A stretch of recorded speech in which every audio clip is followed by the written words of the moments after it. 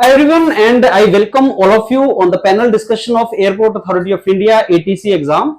So, as you all are aware that Airport Authority of India has come out with a bumper number of seats, almost 500 seats for 2023, and that is a very good news to all of you. आज का जो हमारा panel discussion है जिसमें very experienced mentors and we all are pulling it for the fourth consecutive time. I mean in 3 years fourth time we are running this module. उसका discussion करेंगे कि कैसे तैयारी करना है. हर सब्जेक्ट के मेंटर यहाँ पे हैं and more important is the discussion will also go in the direction कि जो हमारे पैरेलल एग्जाम्स चल रहे हैं, all of you must have filled the form of examiner patent and design to be conducted by quality council of India under this department of controller general patent design and trade marking. तो वो exam भी बहुत से बच्चों ने भरा हुआ है, ISRO का भरा हुआ है, अब ये एग्जाम भी आ गया है and then this GATE is approaching. तो मेंटर्स के साथ डिस्कशन में ये भी होगा कि स्ट्रेटजी बनाएं कैसे. It is gonna be very very useful to all of you. I believe you must spend some time and listen to what mentors are saying. So before I go forward and interact with each one of them, I'll like to introduce my mentors to all of you. So you all know Gurvinder sir, instrumental person for running these modules. Kailash sir, he's a mentor for physics. He will be telling us about the physics. Who does not know Tyagi sir, the champ of mathematics and the most known face on Europedia. जिज्ञासा ma'am general studies के बारे में बात करेंगे, current affair के बारे में बात करेंगे. Shubha ma'am English, she is teaching English to engineers, very tough task. And Jaspreet ma'am reasoning and aptitude will be discussing about this particular exam with ma'am. So that is we will be discussing about all these components with all the mentors. Now I come to our first discussion point and मैं आपके साथ start करता हूँ sir.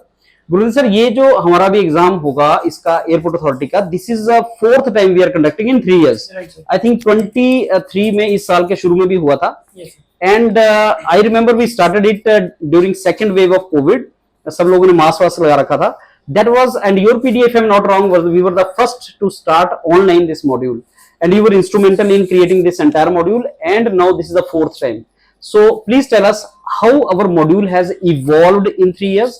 अभी इस module के अंदर क्या क्या नई चीजें हमने किया है and what do you want to say about this module? Thank you, sir. See, I clearly remember, sir, as you told that 2021 is started during the second wave of COVID. So at that time, this was a necessity because सब कुछ बंद था, offline was not there, and बहुत ज़्यादा recruitment था इसमें, number of students बहुत ज़्यादा इसमें requirement था, vacancies बहुत ज़्यादा थी. Then we started, उस time पे mask वगैरह डाल के करते थे और उस time पे सर क्योंकि एकदम से चीज़ें हुई, everything was closed. So resources का भी problem था उस time पे, like 4 or 5 mentors were there, and I think one Pradeep sir were also there. He was teaching some 2 subjects parallelly. So means that problem was there, but then we have, because it was the first time, but still we have made a very good module and the students get benefited. So much student got benefit for that. Okay. Then in 2022 again this exam came.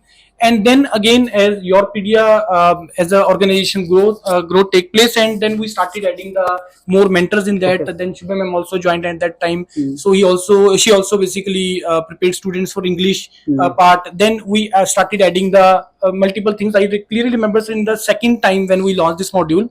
At that time, we started that 50 most important topic series over there. But in the first time, it was totally purely based on the syllabus wise. It was there. But as we just started evolving that module, we were more focused on those parts. What actually the requirement of this exam was. And then in 2023, we started that NCERT summary, and that was the your that thing was there, that NCERT summary where directly questions were coming over there.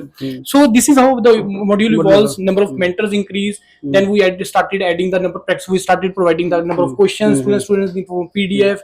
Means that overall, if we say that from 2021 to now we came to 23. So overall, if we say that, if you ask me in the first, what is the difference in the first and the now, I will say that we are more than 300% better than that case. So that is there in terms of what we are providing in the module, in terms of mentor and the quality content what we are providing. So what we see, Gurudev sir, there are 3 kind of students जो हम लोगों को देखते हैं और follow करते हैं. एक वो स्टूडेंट है जिसको पता है कि मेरे को मॉड्यूल परचेज करना है, the best form of module जो आप लॉन्च करते हो उसको ले लेता है, जिसमें लाइव क्लासेस होती हैं एंड ऑल. एक ऐसा स्टूडेंट है जो बोलता है कि साहब इसको बहुत कम कॉस्ट पे आप हमें दो.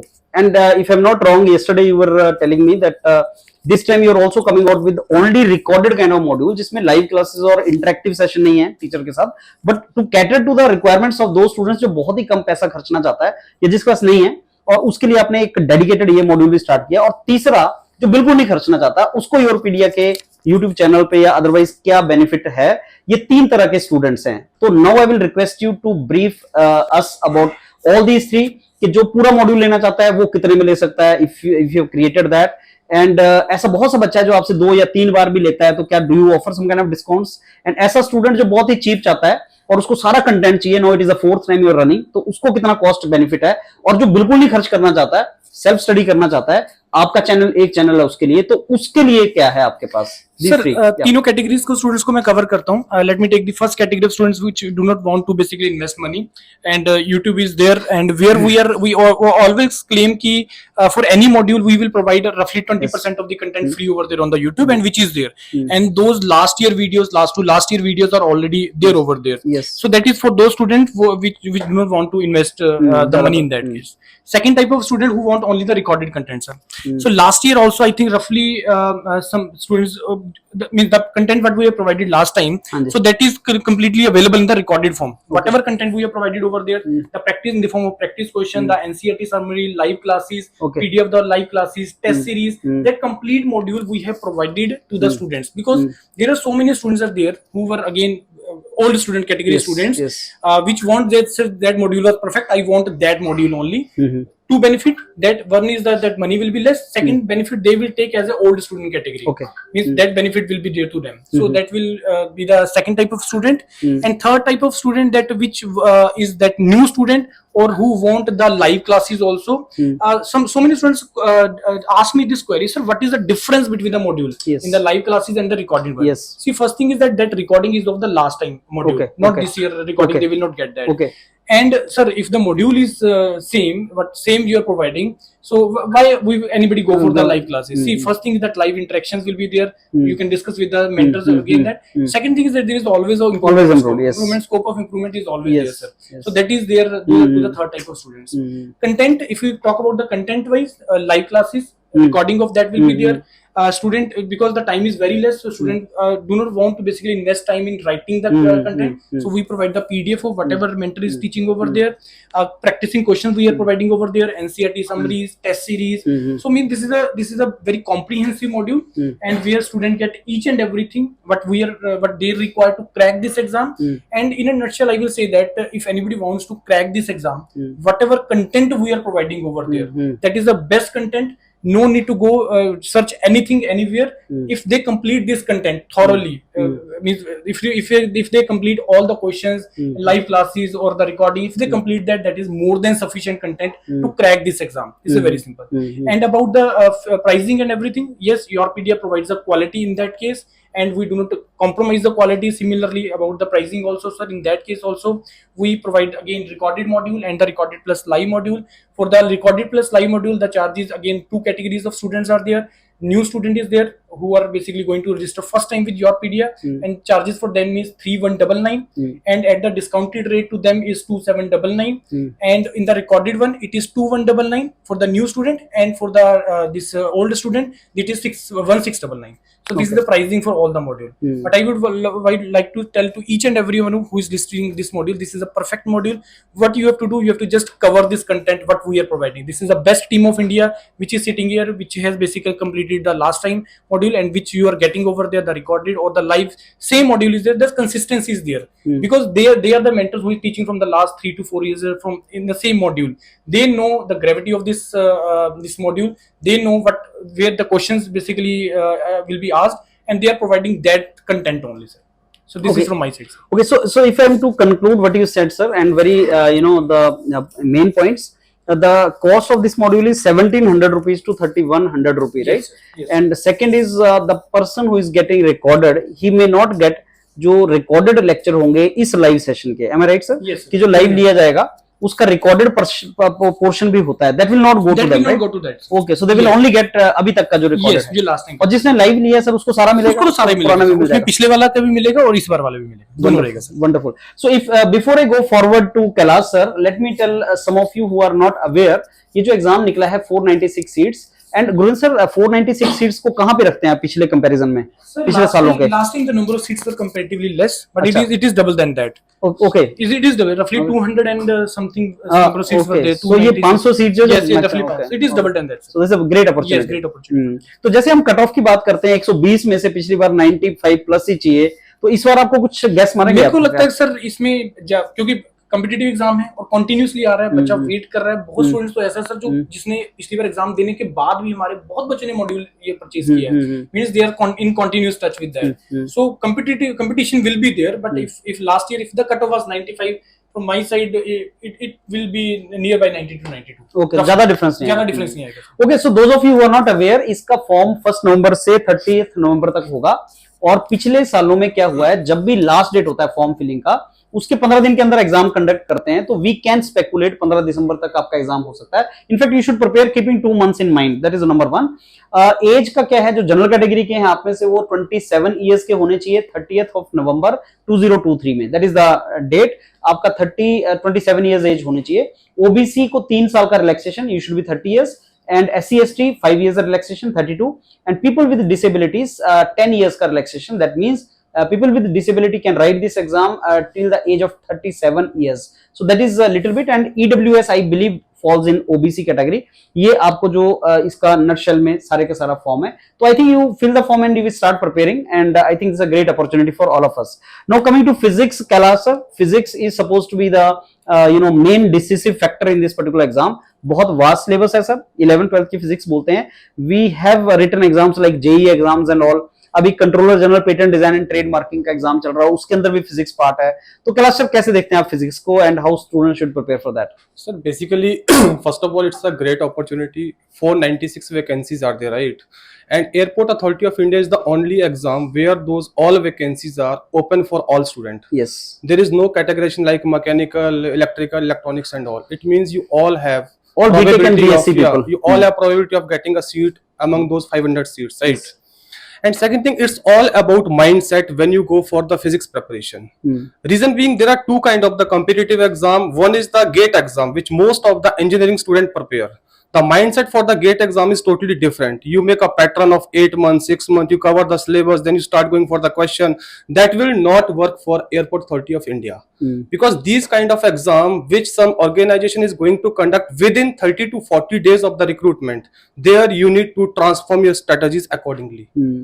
The two things which are very important, the first is your mindset, second is the access to the relevant resources, which obviously your PDA education will be providing you.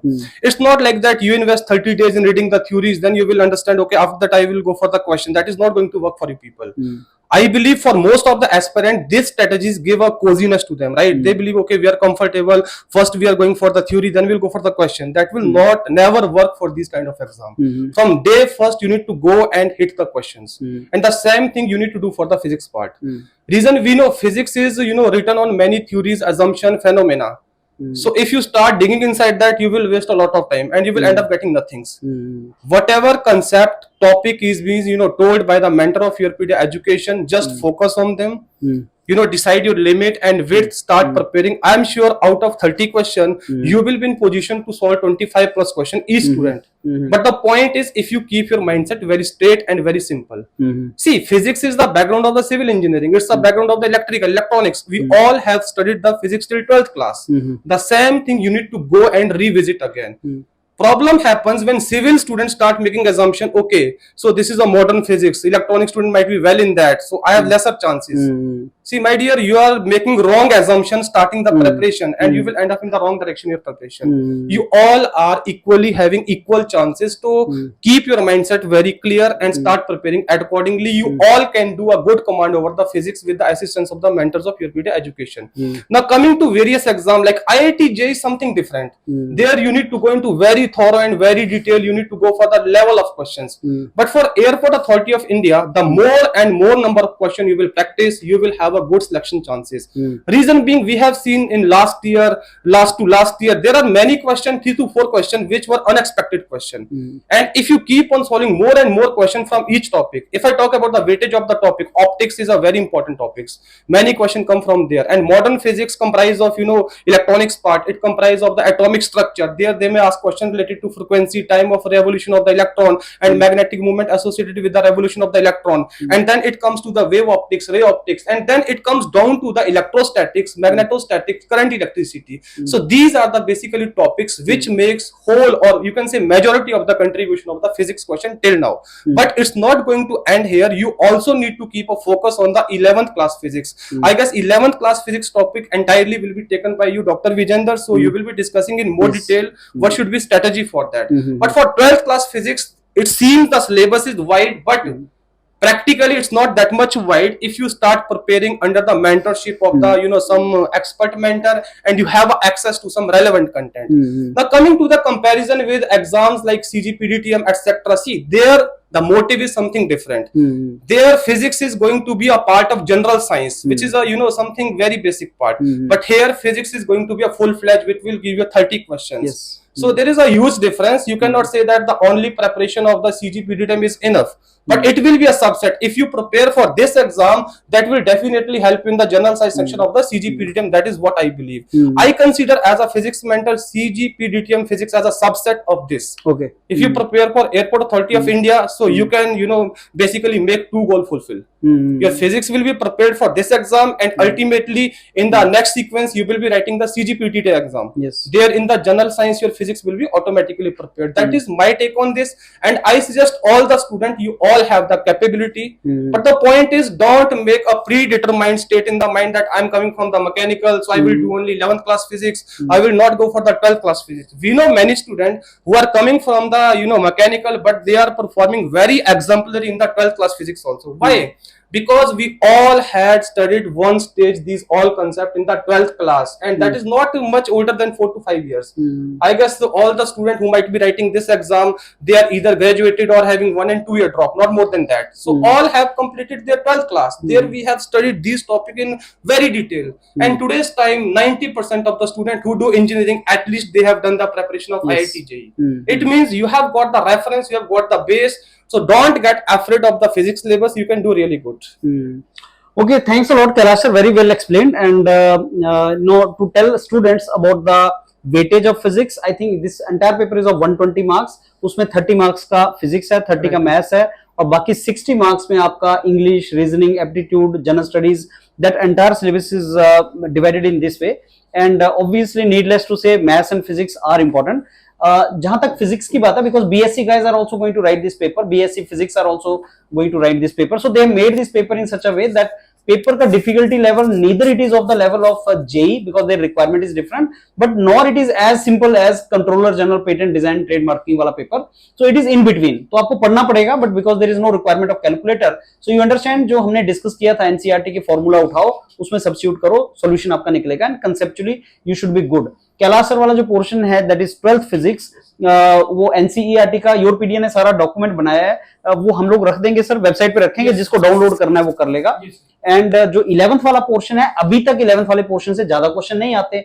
Optics if you consider in 11th class, then optics में से question आए हैं, लेकिन अभी तक ज्यादा नहीं आए, but still you should prepare because you never know when they are gonna change the strategy, right?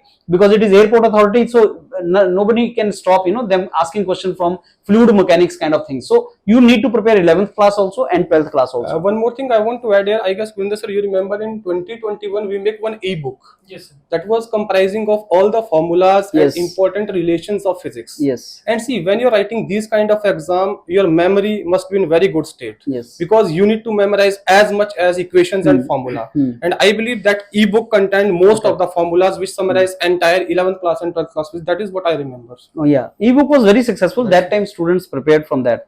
So that is wonderful, you know, book, and they should prepare it. Tyagi sir, before I come to your mathematics part, you are the Rohit Sharma of team Yourpedia. बिल्कुल sir. So पहला question philosophical. Students जब 2 month बचते हैं ना sir exams को, तो 2 तरह के स्टूडेंट्स होते हैं. एक दे कम इनटू एक्साइटमेंट कि हाँ 2 मंथ और अगले 2 मंथ में जॉब हमारे हाथ में, बिकॉज एयरपोर्ट अथॉरिटी का एक ऐसा एग्जाम है जिसमें वो 2 मंथ में एग्जाम लेते हैं बहुत अच्छे तरीके से एग्जाम कंडक्ट किया है तीनों बार। हमने देखा क्वालिटी काउंसिल ऑफ इंडिया ने क्वालिटी नहीं दिया, एग्जाम कैंसिल हुआ, बट ये एग्जाम बहुत अच्छा होता है और इसमें कोई ट्रबल नहीं होता और 2 मंथ के बाद जॉब भी लग जाती है। तो ये एक बच्चा तो बोलता है कि साहब जॉब लो और हम इसको जल्दी से जॉब लें, 13 लाख सीटीसी है, बहुत अच्छी जॉब है हमारे लिए, कोई इंटरव्यू नहीं है, जो एग्जाम निकालेगा उसको मिल जाएगा। दूसरा बच्चा ऐसा है कि नहीं मेरे से नहीं हो पाएगा 2 मंथ में, 2 मंथ में तो इतने लोग हैं, तो नेगेटिव मेंटेलिटी, एज सर ने बोला प्री कंसीव्ड नोशन आ जाते हैं कि मेरे से नहीं हो पाएगा। तो त्यागी सर क्या आंसर देना चाहोगे ऐसे बच्चों को जो पॉजिटिव हैं और जो नेगेटिव हैं? देखो, मैं जो है पिछले लगभग 12-13 सालों से पढ़ा रहा हूँ, ठीक है। JEE main, JEE advance, NDA, ठीक है, सीडीएस, अलग अलग कोई एग्जाम नहीं छोड़ा मैं, हाँ। सबके लिए मैथमेटिक्स में पढ़ाता हूँ, ठीक है। Okay. और हर जगह अपना बच्चा है, मतलब कोई ऐसी जॉब नहीं है जहाँ पे सिलेक्शन ना हो। तो ये जो एग्जाम है ना, इसका जो पूरा सिलेबस इन्होंने डिजाइन किया है ना, ये मुझे सबसे ज्यादा अच्छा लगता है, बिकॉज जिन बच्चों ने 11-12 में मैथ पढ़ा है और बहुत तेज नहीं थे बच्चे, जो बहुत मतलब अच्छे बच्चे थे भाई, उनका एडवांस निकला, आईआईटी चले गए, बड़ी बड़ी कंपनी में चले गए। लेकिन एक एवरेज बच्चा भी होता है ना कि जो उस टाइम पे जे एडवांस नहीं निकाल पा रहा है, उतने टफ क्वेश्चन वो नहीं कर पा रहा है, ठीक है ना। तो ये एग्जाम ऐसे बच्चों के लिए बहुत अच्छा है, जो मेजोरिटी ऑफ द स्टूडेंट्स होते हैं, कि जो एवरेज जिनको हम कह सकते हैं, मतलब बहुत फास्ट नहीं, वो तो बाहर चले जाएंगे अलग अलग एमएनसीज में, जो इंडिया में रह के, ठीक है ना, और जो अच्छा करियर चाहते हैं, क्योंकि एग्जाम में इसमें क्वेश्चंस का लेवल जो है वो टफ नहीं है। ओके, हाँ, क्वेश्चंस इस लेवल के हैं कि जो बिल्कुल मीडियम और पुअर लेवल का बच्चा भी है ना, अगर उसको आप थोड़ा सा समझा दो, उसको समझ में आ जाएगा, कर लेगा। और उसको बस थोड़ी घर पे रिहर्सल करनी है कि अगर चीज समझ में आ गई तो उसकी रेस्पॉन्सिबिलिटी है कि उसको रिवाइज करे, थोड़ी सी प्रैक्टिस करे तो चीजें वो कंट्रोल कर सकता है। Okay. तो ऐसे सारे बच्चे जो लगभग मान के लिए 70% बच्चे ऐसा ही होता है, तो उन सारे बच्चों के लिए गोल्डन अपॉर्चुनिटी है ये, कि भाई आपके लिए एक नॉर्मल लेवल का पेपर है, उसमें सब जो भी है मतलब आप जैसे बच्चे होंगे, और आप बस उसको सीरियसली क्या करो कि एक बार आपको पढ़ा दिया, चीजें समझा दी, समझ में आ गई, प्रैक्टिस आपको करा दी, उसका रिवीजन करते रहो। 2-3 महीने के अंदर ही जब भी एग्जाम होगा, एग्जाम निकाल सकते हैं। फॉर एग्जाम्पल अभी लास्ट वाले बैच में हमारा एक बच्चा था, हर्ष आनंद, अभी वो ट्रेनिंग कर रहा है अपना इलाहाबाद में एटीसी में, ठीक है। एवरेज बच्चा था, एक नॉर्मल कॉलेज से बीटेक किया, नॉर्मल कॉलेज से एमटेक किया, ठीक है। उसने हमारा मॉड्यूल ज्वाइन किया और रेगुलर बस क्या करता था, डेली फोन करके पूछता रहता था कि सर क्या करूं मैं, मतलब आप बताते रहो। मैंने कहा भाई जो लाइव क्लासेस चल रही है ना, एक भी छुट्टी नहीं मारनी, ठीक है ना। जितना यहाँ पे पढ़ा दिया रेगुलर बस पढ़ते रहे, पढ़ता रहे, जितने क्वेश्चन हमने ई बुक में दिए थे सारे सोल्व कर ले, उसको फॉलो कर, कुछ नहीं करना और तुझे, सब कुछ उसने फॉलो किया और अभी ट्रेनिंग कर रहा है, बढ़िया एंजॉय कर रहा है लाइफ को, नॉर्मल फैमिली से और नॉर्मल बैकग्राउंड, मतलब बहुत फास्ट बच्चा नहीं था वो पढ़ने में। तो ऐसे और हमारे बहुत सारे सिलेक्शन हैं, वो याद रह जाते हैं। कुछ बच्चे जो रेगुलर टच में रहते हैं, क्योंकि वो डेली अब ये करता था कि वो मैसेज जरूर करता रहता था हमको, ठीक है। तो जैसे अब मैं अपने सब्जेक्ट की बात करूं, मैथमेटिक्स की, आपको आंसर मिल गया जो आपने क्वेश्चन, बहुत अच्छा है, सही है सर। और जो बच्चे बहुत अच्छा कर रहे हैं, जैसे ये तो वो हो गए चैंपियन क्लास, जो स्टैटिस्टिक होके बैठे होंगे नहीं मेरे से नहीं हो पाएगा, जिनका बहुत अच्छा लेवल है त्यागी सर, जो अच्छे हैं बच्चे, जिनका प्रिपरेशन लेवल भी अच्छा है, जिन्होंने अलग अलग एग्जाम भी भरे हैं, उनको किस तरीके से बैलेंस करना चाहिए, क्या लगता है आपको? उनके लिए तो फायदा ही है, अगर जो चीजें समझ सकते हैं उनको तो बैठ के एक बार थोड़े टाइम के लिए अपना सारी चीजों को कलेक्ट करना है ना।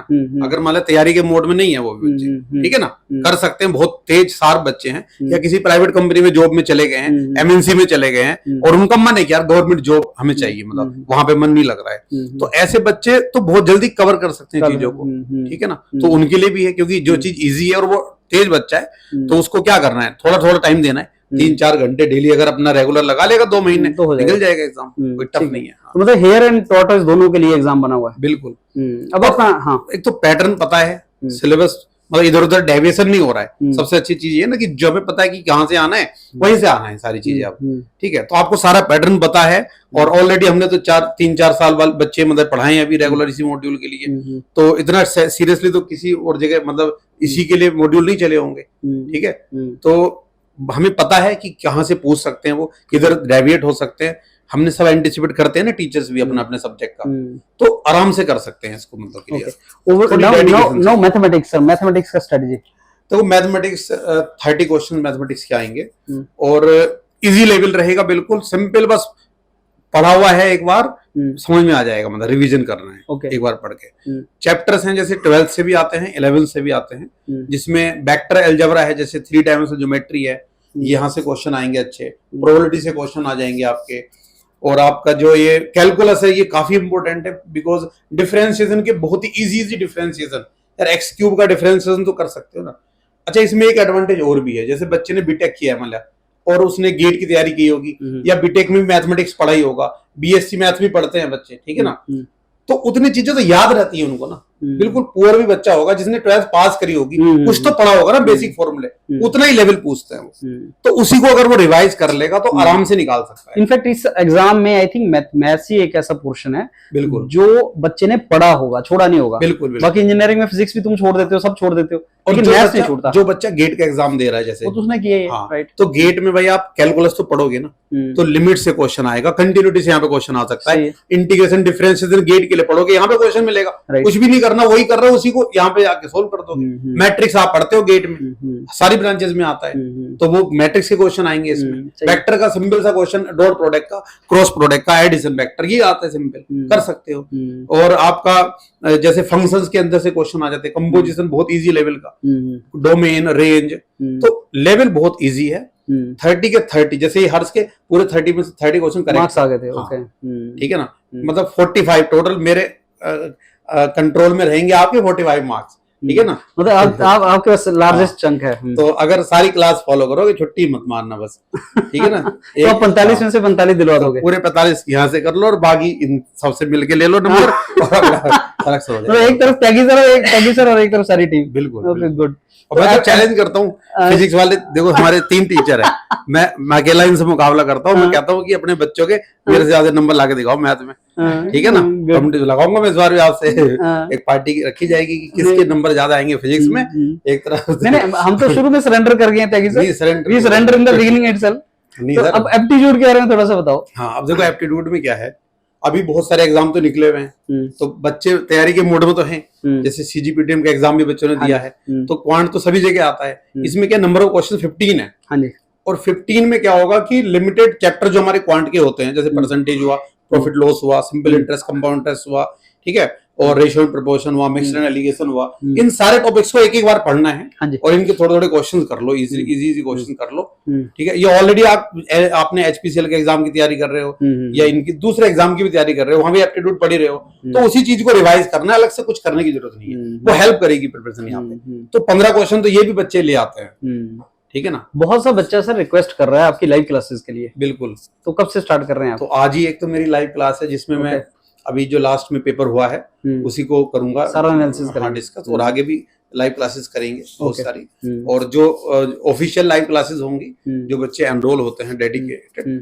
ठीक है ना, तो उनको प्रॉपर तरीके से मतलब गाइडेंस दिया जाएगा कि कैसे फॉलो करना है, क्या चीज रिकॉर्डेड में पहले कवर करनी है और क्या चीज लाइव क्लासेस की हम कैसे कवर करेंगे, उसको फॉलो कर लेगा तो इतना कंटेंट है कि उसको कुछ नहीं सोचना, और वही कर ले, उसी से बच्चे सेलेक्ट हुए हैं, ठीक है ना। एक तो होता है कि सेलेक्ट नहीं हुए, ऑलरेडी हमारे पास रिजल्ट है बहुत सारे, तो फिर से निकल जाएंगे बच्चे। Wonderful. So one of the strategy is Tyagi sir को पकड़ लो 45 नंबर के लिए, and that is really good. Kailash sir, you want to add something? एक चीज मैं ऐड करना चाहूंगा, जो स्टूडेंट के एक्सपीरियंसेस रहे हैं कुछ, वो ये है कि it's not for the marketing point of view.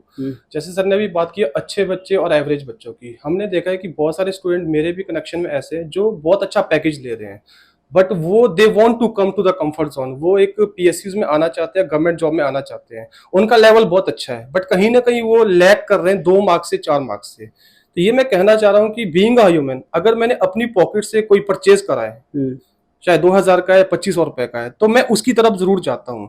और जो ये ऐसे कोर्सेज होते हैं, ये इस तरह के एग्जाम के लिए आपकी कंटिन्यूटी बनाते हैं। नॉलेज तो आपको है, बट आपको एक प्रॉपर कंटिन्यूटी बनानी है, जो शायद आपके बिजी शेड्यूल से नहीं मिल पा रही थी।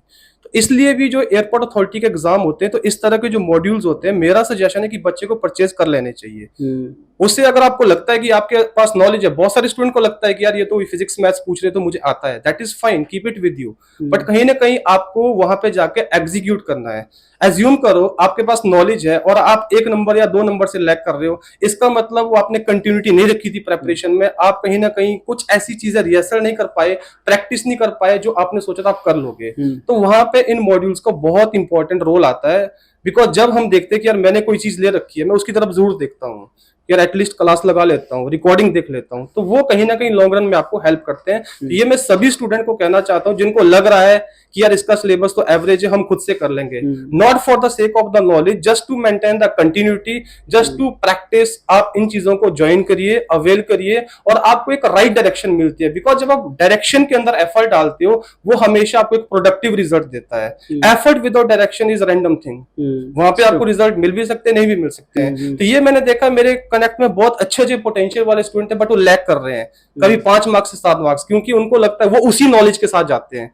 वो कभी ये नहीं सोचते यार ये नॉलेज तो है, इसमें अगर मैं 20-30% और एफर्ट डाल दूं तो शायद जो मेरे 4-5 मार्क्स से रह रहा है वो शायद मेरा पार हो जाएगा, और जहां मैं जाना चाहता हूं वहां पहुंच जाऊंगा। ये मुझे एक छोटी सी चीज ऐड ऑन करनी है जो मेरा एक्सपीरियंस मैं भी इसमें सर ने जो बात कही सही है, बिल्कुल इसमें ऐड करो। देखो किसी रास्ते पर आप अकेले जा रहे हो, ठीक है ना, कोई नहीं है, आप लंबा रास्ता आपको लग रहा है तो आप थोड़ा सा अजीब फील करोगे, लेकिन वहीं पे अगर लोग आपको साथ में चलने वाले मिल जाएं सेम मंजिल की तरफ ना, तो आपको एक मोटिवेशन मिल जाता है, हिम्मत बन जाती है आपकी। तो मेजोरिटी बच्चा योरपीडिया ज्वाइन करेगा, ठीक है ना।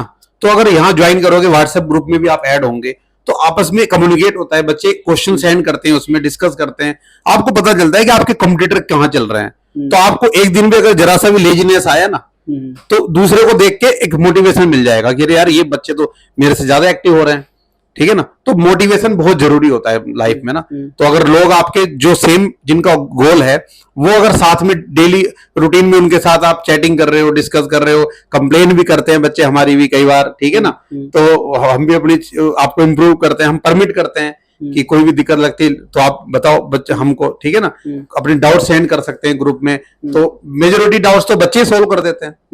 तो अब मान लिया आपने एक डाउट, आपको डाउट आया, आपने वो फोटो खींचा, ग्रुप में, हमारे व्हाट्सएप ग्रुप में सेंड कर दिया, 5 मिनट में आपको 10 बच्चे आंसर कर देंगे। तो आपको लग जाएगा कि यार मैं नहीं कर पाया, ये कर रहे हैं, इसका मतलब मेरे से आगे चल रहे हैं, तो थोड़ी और ज्यादा मेहनत करनी पड़ेगी।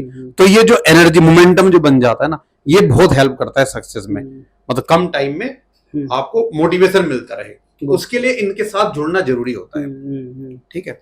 हाँ, so it was very well said Tyagi sir, Kailash sir, आपने इंफॉर्मेशन भी दिया और आपने मोटिवेट भी किया और आपने बहुत अच्छे तरीके से एक्सप्लेन किया।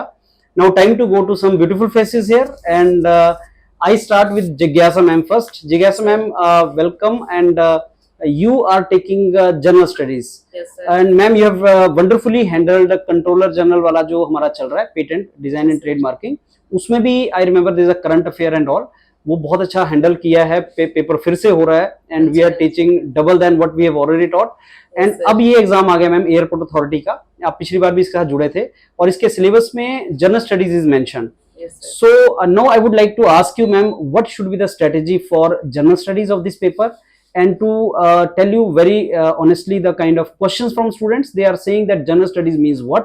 कि उसमें क्या आता है, करंट अफेयर आता है मैम, या उसके अंदर हमारा जनरल नॉलेज आता है? Because students are not very clear about general knowledge, general studies, current affair, और इन तीनों में कंफ्यूजन के चलते फिर उनको स्ट्रेटेजी बनाने में डिफिकल्टी है। तो ओवर टू यू सर देखो, सबसे पहले तो जो जनरल नॉलेज है, हाँ राइट, जी, हाँ it is regarding all of the things जो हमारे यूनिवर्स में चल रही हैं चीजें। हाँ जी, हमारा कोई भी सब्जेक्ट है, polity, history, geography, these are the subject over there, and उसको रिलेट किया गया था सीजीपीडीटीएम में करंट अफेयर के साथ। ओके, एंड आपने ये चीज देखा होगा, अभी जो 3 सितंबर को एग्जाम हुआ था सीजीपीडीटीएम का, तो उसमें जो क्वेश्चन पूछे गए थे वो पॉलिटी से आए थे, आर्टिकल्स पूछे गए थे, या आपका हिस्ट्री पार्ट, सबसे ज्यादा पार्ट हमने पहले भी बोला था कि वो आएगा आपको जियोग्राफी से, और वही हुआ solar system, that is the important part over there. अब वही चीज अगर मैं लेके चलूं आपका एयरपोर्ट अथॉरिटी के लिए, तो वहां पे मैंने जितना एनालिसिस किया एग्जाम का, वहां पे मैक्सिमम पार्ट, जैसे कोई एक सब्जेक्ट की वेटेज थोड़ी ज्यादा कर देते हैं, तो उसमें पर्टिकुलर सब्जेक्ट को हमें पर्टिकुलर एक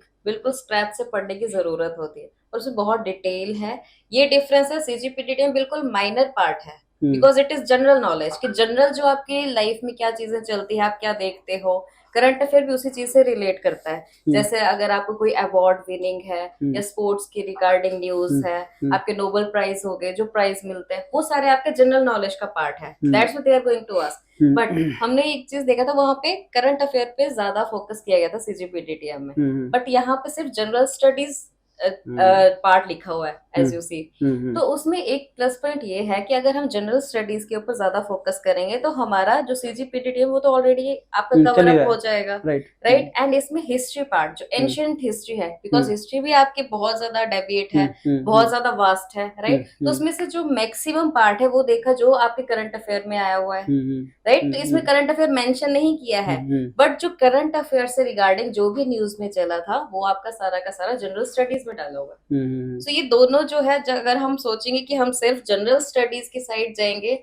तो हम करंट अफेयर को पीछे नहीं छोड़ सकते, because current affair general study हमें साथ लेके चलना है। इसीलिए जो एग्जाम की प्रेपरेशन होती है, जैसे आपको पता है मैं प्रेपरेशन करवाती हूँ जनरल स्टडीज की, तो वो करंट अफेयर से लिंक करके करवाती हूँ ताकि बच्चों के माइंड में वो चीजें रहे कि नहीं ये हमारे एग्जामिनेशन पॉइंट ऑफ व्यू से इम्पोर्टेंट है और हमें इसमें क्या पढ़ना है। So this is the strategy कि अगर हम जनरल स्टडीज करेंगे तो उससे काफी ज्यादा हमारा बेनिफिट होगा बाकी एग्जाम्स में भी, बिकॉज जो हमारा ये एयरपोर्ट अथॉरिटी का एग्जाम है इसमें ज्यादा डिटेल है। अगर हम डिटेल में पढ़ेंगे तो ऑब्वियसली बेसिक से तो उठेंगे ही हम, तो बेसिक ऑलरेडी कवर हो जाएगा, बाकी एग्जाम्स जो होंगे उसमें भी बेनिफिशियल होगा।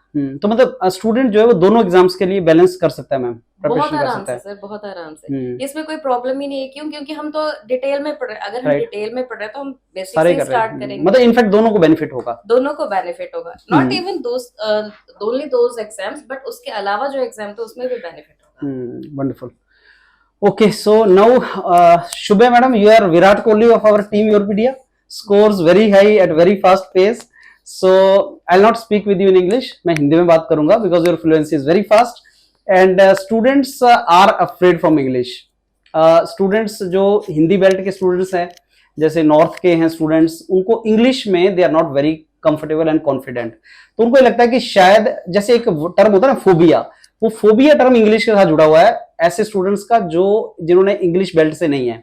Southern students are little comfortable with that, लेकिन जो नॉर्थ के स्टूडेंट्स हैं वो इंग्लिश को या तो छोड़ देते हैं शुभा मैम, या वो उसमें कॉन्फिडेंट फील नहीं करते। तो क्या स्ट्रेटेजी हो सकता है इंग्लिश का for this exam controller journal?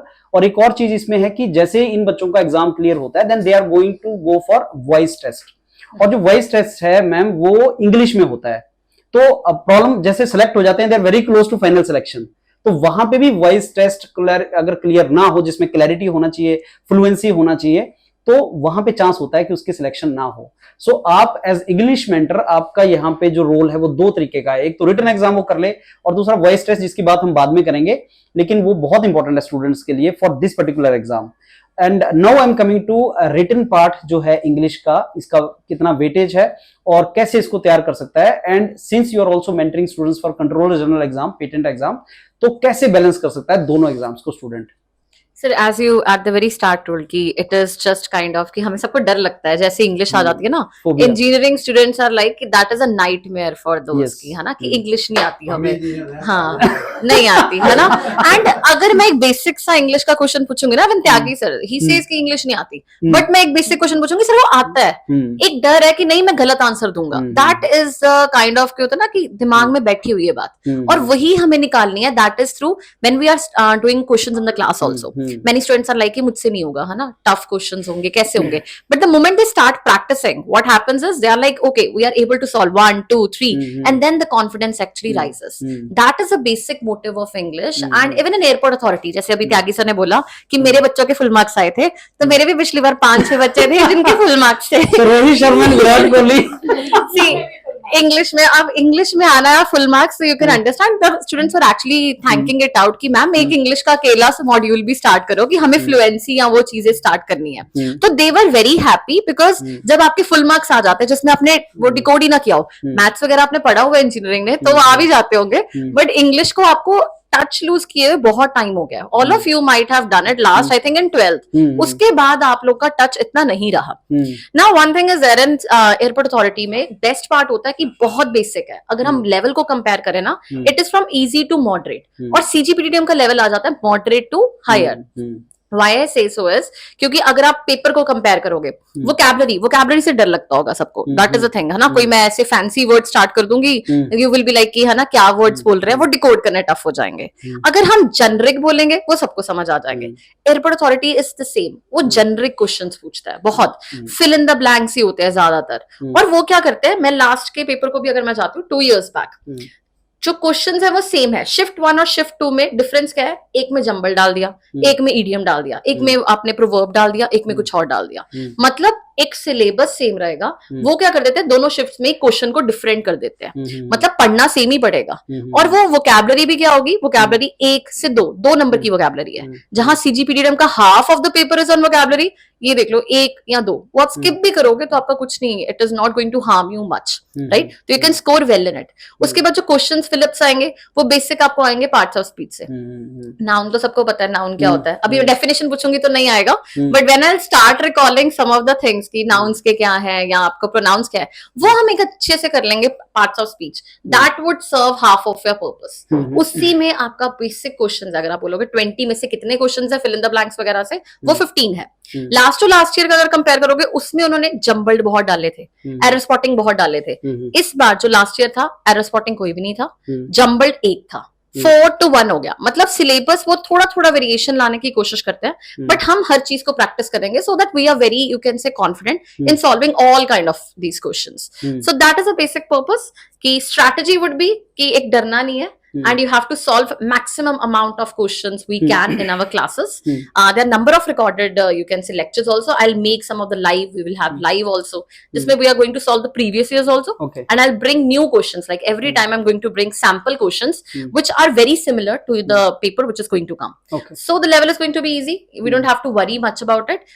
CGPTM में थोड़ा tough होता है इससे comparison, but syllabus it's almost same. So if you're preparing for difficult, you're already covering the easy level. That's Okay, so wonderful. So Tyagi sir got 45 out of 45, Shubha got 20 out of 20, and now we are coming to very experienced ma'am, Jaspreet ma'am.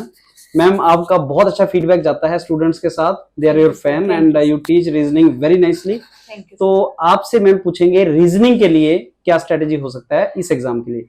Sir reasoning 50 marks का आएगा, तो आप easily, ये इसका battery नहीं है, okay, तो आप इजिली 15 आउट ऑफ 15 स्कोर कर सकते हो। ओके, ठीक है। एंड रीजनिंग में आपको मैं एक चीज बताऊं कि स्टूडेंट क्या सोचता है, स्टूडेंट सोचता है कि अगर हमने कोचिंग नहीं भी ली तो भी हम 15 ले लेंगे, इजी है, 15 ले सकते हो क्योंकि इजी आता है। बट द थिंग इज कि आपको 15 क्वेश्चन जो है वो कितने टाइम में करने हैं, तो टाइम मैनेजमेंट बहुत इंपॉर्टेंट है। आप किसी भी पेपर के लिए प्रिपेयर करो तो सबसे इंपॉर्टेंट चीज होती है टाइम मैनेजमेंट। टाइम मैनेजमेंट आप कैसे सीखोगे? मेंटर से, है ना। तो आपको कोचिंग लेना बहुत जरूरी है, क्योंकि आप बिना टाइम मैनेजमेंट के पेपर में क्वेश्चन तो सारे कर लोगे, बट आपको उसको विद इन अ टाइम करना है, वो आप कैसे कर पाओगे, वो जरूरी है। तो 15 क्वेश्चंस अगर आप कोचिंग लेते हो और लाइव क्लासेस लगाते हो तो आप उनको 5 to 6 मिनट में कर लोगे। रीजनिंग के 15 क्वेश्चंस विद एक्यूरेसी 100%। तो अगर आप क्लासेस लगाते हो तो हम शॉर्ट ट्रिक्स करते हैं, शॉर्ट ट्रिक्स से आपके क्वेश्चंस जो है वो आसानी से हो जाते हैं। तो अगर आपका एक क्वेश्चन एक मिनट लेता है, लाइक फिजिक्स का हो गया या मैथ्स का हो गया, रीजनिंग में वो विद इन अ सेकेंड्स हो जाता है, 10, 20, 30 सेकेंड में आप क्वेश्चन कर लोगे एक। तो आपके 15 क्वेश्चन को सबसे मेन इंपॉर्टेंट चीज जो है वो रीजनिंग में टाइम बहुत कम लगता है। तो अगर आप क्लासेस लेते हो तो हम प्रैक्टिस करेंगे, प्रीवियस ईयर क्वेश्चंस को प्रैक्टिस करेंगे, और 15 क्वेश्चन में से 12 क्वेश्चन जो है वो लॉजिकल रीजनिंग से आए थे, अभी जो पेपर हुआ था 23 में फरवरी में, और जो 3 क्वेश्चन थे वो एनालिटिकल रीजनिंग में थे। तो एनालिटिकल और लॉजिकल में डिफरेंस क्या है? लॉजिकल में आते हैं जैसे सिटिंग अरेंजमेंट आ गया, ब्लड रिलेशन आ गया, कोडिंग डिकोडिंग आ गया, आपका डिस्टेंस डायरेक्शन आ गया। एनालिटिकल में आते हैं course of action, cause effects, की आपको एक सिचुएशन दे दी कि ये कोर्स है, आप इसका एक्शन क्या होगा, कॉज इफेक्ट्स हो गए, अजम्पशन होगी, आर्गुमेंट्स हो गए, डाटा सफिशिएंसी हो गया। एनालिटिकल में सिर्फ इतने ही टॉपिक्स हैं, 5-6। और लॉजिकल में अगर आप एयरपोर्ट अथॉरिटी के लिए प्रिपेयर करो तो आपको 10 to 12 टॉपिक्स ही करने हैं, जो कि बार बार उसी से क्वेश्चन आता है, लाइक सिटिंग से 2 आ जाते हैं, पजल से 2 क्वेश्चंस आ जाते हैं। तो इजी है, स्कोर करना बहुत आसान है, 15 आउट ऑफ 15। तो आपको टाइम भी कम लगेगा, ठीक है, तो इजिली आप स्कोर कर सकते हैं। ओके, सो मैम इसमें कुछ ट्रिक्स वगैरह भी होते हैं फास्ट सॉल्विंग के लिए? बहुत सारे शॉर्ट ट्रिक्स हैं, लाइक हैं। डिस्टेंस डायरेक्शन के लिए आपको सीधा पाइथागोरस थ्योरम के लिए आपको सीधा वो स्क्वायर्स को निकालने की जरूरत नहीं है, उसके लिए शॉर्ट ट्रिक्स है। फिर आपको सेटिंग अरेंजमेंट कैसे करना है कि कम टाइम में आप अपना फर्स्ट अटेम्प्ट में क्वेश्चन कर सको, क्योंकि जो सेटिंग अरेंजमेंट है, पजल्स है ना सर, ये कंफ्यूजिंग होते हैं थोड़ी सी, कि अब उसको सीक्वेंस में नहीं दे रखा सब कुछ, लाइक ABCD कुछ पर्सन है उनको बिठाना है, तो ऐसा नहीं है, पे A से रिलेटेड ही इन्फॉर्मेशन होगी, वो वो इनडेफिनेट इंफॉर्मेशन देता है। तो आपको स्टार्ट कहाँ से करना है हम्म। क्वेश्चन को, आपको कैसे उस क्वेश्चन को कम टाइम में करना है, वो हम सीखते हैं क्लासेस में। Okay. अदरवाइज स्टूडेंट को लगता है कि हम कर लेंगे, जरूरत नहीं है रीजनिंग की क्लास की, क्योंकि इजी आता है पेपर। बट आपको रीजनिंग की जरूरत क्यों है क्लास लगाने की? क्योंकि आपको उसको 15 क्वेश्चन को 5 से 6 मिनट में करना है, Fast. आपको वहां टाइम मैनेजमेंट करना है, तो इसलिए ये जरूरत है। Okay okay, thanks a lot ma'am, बहुत अच्छा आपने ये सारा एक्सप्लेन किया रीजनिंग का। देखो, मैं जो है भाई इन सबसे तो है मुकाबला, ठीक है, फिजिक्स वालों से, और इधर भी चैलेंज आ रहा है, लेकिन ये जो मैम है ये अपनी सपोर्टर है हमेशा, क्योंकि हर जगह हम देखो रीजनिंग और क्वांट जो है हर एक दोनों बार साथ एग्जाम चलते में हैं। आता है। हाँ, तो मैं क्या कहता हूँ कि तो मैडम, हमारा वेटेज कितना हो गया? मैम बोलती है कि 45 + एक 50। मिनट का क्वेश्चन मेरा 10 सेकंड में बच्चे कर लेंगे, हाँ। तो इनके जो आपके बचेंगे 50 सेकंड वो मेरे क्वांट के क्वेश्चन में यूज कर लेना आप, ठीक है भाई। क्वांट में किसी क्वेश्चन में टाइम लग जाता है, तो बच्चे पूछते हैं कि सर इसमें 1 मिनट से ज्यादा का टाइम लग गया, मैंने कहा भाई उधर टाइम बचेगा ना आपका। तो ये अपने सब हमेशा सहयोग करते हैं, इनका धन्यवाद हाँ। देता हूँ मैं। तो 60 मार्क्स हो गए सर हमारे दोनों ओके के ना। Okay, wonderful. So to tell you now, see I will not take say कि बहुत आसान है मैथ्स, जैसे सर ने बता दिया आसान है, ये भी आसान है, वो भी आसान है। फिजिक्स आसान नहीं है भाई साहब, पढ़ना पड़ेगा, तो क्लासर हमें पढ़ाना पड़ेगा इनको। That is what. So we have come to an end of the session, wonderfully it was said. Now last over to you Gurvinder sir, when are we going to launch this module, और have you already launched it? Sir, module is open. Students are joining for that, and they are immediately getting the access to the last year recording classes. And some of the student want some demo or some other classes. For that, we are starting that from today onwards. We are starting some classes on the YouTube, and from the Wednesday onwards, we are starting the dedicated live classes for the enrolled students. Sir. Yes, sir. Okay, so all the very best to all of you, and look forward to mentor all of you. And this is a wonderful opportunity. 2 months है, fight मारते हैं और इसको clear करते हैं। You have seen the confidence of the mentors and their experience, this old team and young people, but old team you can say in terms of the experience of teaching you, and obviously we will do very good. We are the best. All the very best. Thank you.